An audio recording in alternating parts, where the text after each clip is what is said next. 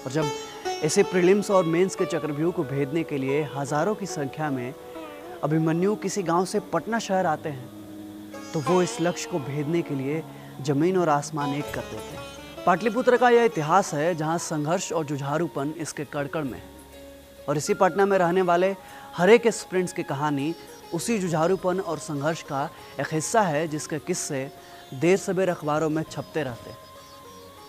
जैसे गुप्त वंश ने अपने यहाँ स्वर्णकाल देखा था, वैसे ही यहाँ रहने वाले हर स्टूडेंट अपने ज़िंदगी का स्वर्णकाल यही पटना में जीता है।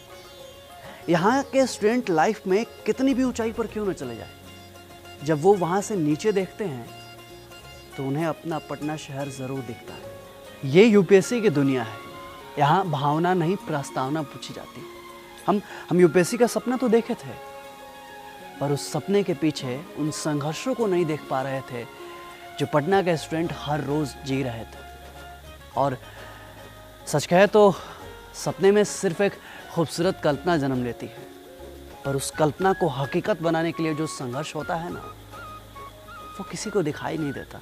गांव से पटना आने के बाद हर स्टूडेंट की ज़िंदगी में 73वां और 74वां संशोधन होता है, जो मेरी भी ज़िंदगी में हो रहा था। इसलिए मैंने एक दिन बैठकर ज़िंदगी में 42वें संशोधन की तरह एक छोटा सा संविधान बनाया और उसको फॉलो करना शुरू कर दिया। 1 महीना पटना में रहने के बाद मेरी ज़िंदगी बिल्कुल बदल चुकी थी। हमारा समय मानक समय रेखा से आगे और कंपटीशन की कर्क रेखा ज़िंदगी के बीचों बीच गुजर रही थी। हम सब कुछ संभाल ले रहे थे, पर साला उसको भूल नहीं पा रहे थे। पढ़ते पढ़ते उसका नटखट सा चेहरा मेरे आंखों के सामने आ जाता था। पता नहीं उससे क्या लगाव था। 10वीं तक हम दोनों साथ पढ़े। थोड़ा मुश्किल था उसे भूलना, और जब ज़्यादा मुश्किल होता था तो उसे फ़ोन करके बात कर लेते थे, और वो मेरे फ़ोन का वेट भी किया करती थी। पटना में ना रोटी गोल भले ना बने, लेकिन रोटी में ऑस्ट्रेलिया और ग्रीनलैंड के नक्शों को ढूंढ लेते थे हम। गैस में ब्यूटेन, प्रोपेन और मिथाइल मरकॉप्टेन पर रिसर्च करने लगते थे, और ज़िंदगी का हल रीजनिंग और गणित के सवालों में ढूंढ लेते थे हम। पटना में हर लॉज और रूम में भी सार्क और यूरोपियन यूनियन की तरह पड़ोसियों का क्षेत्रीय सहयोग मिलते रहता है, और यहाँ सब वैश्विक शक्ति बनने का हुनर रखते हैं, और सब अपनी अपनी पॉलिसी पर काम करते हैं। क्योंकि यहाँ के स्टूडेंट को पटना में क्या हो रहा है ये भले ना पता हो, पर दुनिया में क्या हो रहा है ये उन्हें ज़रूर पता होता है। हाँ, यहाँ पर्सनल रिलेशन कम और इंटरनेशनल रिलेशन ज़्यादा मायने रखते हैं। यहाँ ज़िंदगी के बीतने का समय कोई कैलेंडर फिक्स नहीं करता।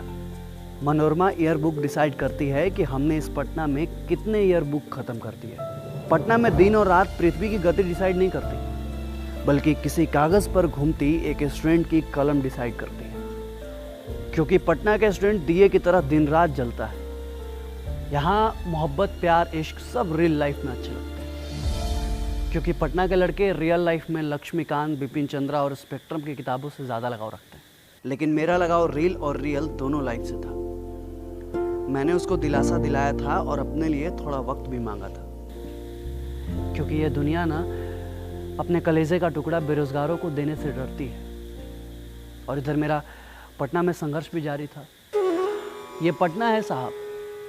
यहाँ तैयारी करने वाले हर स्टूडेंट का सफ़र गाय घाट से शुरू होकर सिमट जाता है गांधी मैदान आते आते। सुल्तानगंज, महेंद्रू से शुरू होने वाली कंपटीशन की प्रचलित हवाएं जब मुसल्लपुर हाट आते आते तेज़ हो जाती हैं, तो अचानक मुड़ जाती है बाजार समिति की तरफ। भिकना पहाड़ी से आने वाली गर्म जलधाराएं आने वाले हर स्टूडेंट्स को झुलसा देती है, और समुद्र में लहरों की तरह यहाँ भी स्टूडेंट के लाइफ में सुबह शाम 2 बार ज्वार भाटा उत्पन्न होता ही होता है।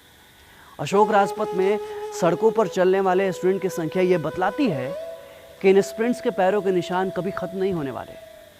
और पटना में तैयारी करने वाला छात्र जब सर पर गमछा बांधकर सवालों का जवाब ढूंढने बैठता है ना, तो वो उन सवालों का जवाब ढूंढ कर ही उठता है, अब चाहे उसमें उसको कितना भी समय क्यों ना लगे। साइंस कॉलेज में ग्रुप डिस्कशन करते हर एक स्टूडेंट्स की कहानियाँ उन कहानियों में से है जिनकी कई सारी कहानियाँ अभी छपनी बाकी हैं। शांत रहने वाले स्टूडेंट्स की ज़िंदगी में कितना भूचाल है कि उनके चेहरे से भी पता नहीं चलता। चश्मे का नंबर ज़रूर बदलता है, पर इनकी ज़िद नहीं बदलती। दिल और दिमाग में कितना दर्द होता है ये उन स्टूडेंट से पूछिए जिनके आंखों में सपने और दिल में उम्मीदें आदमी को एक कमरे में बंद कर देती और इसी दिल और दिमाग और दर्द के बीच जी रहे थे हम। अभी हम पटना में ही हैं।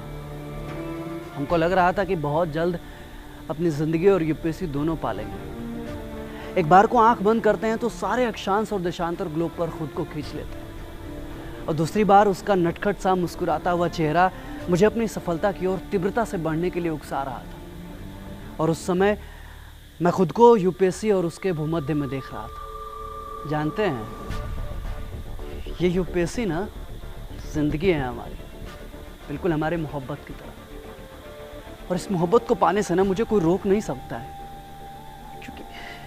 क्योंकि इसके सिवा मेरे लाइफ में कोई और है ही नहीं।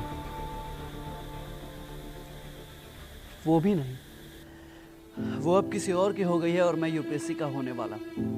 वो दिन मेरे लाइफ का सबसे बुरा दिन था जिस दिन उसने फोन पर कहा था कि उसकी शादी कहीं और फिक्स हो गई है। सब कुछ फाइनल हो गया है और बस कल एंगेजमेंट है।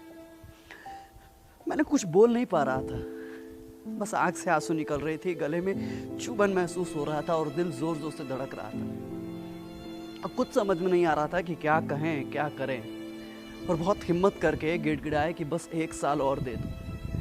वो रोए जा रही थी, बस रोए जा रही थी। सब कुछ फिक्स हो गया था और सब कुछ फिक्स था। मैंने सबसे बात की थी, अपने घर वाले से, उसके घर वाले से, लेकिन सब कुछ फिक्स हो गया। और ये भी फिक्स है कि दुनिया वाले बेरोजगारों को अपने कलेजे का टुकड़ा देने से डरते हैं। सच कहे ना, अभी भी उसकी याद बहुत आती है, पर क्या करें, जिंदगी है, सब चलता है।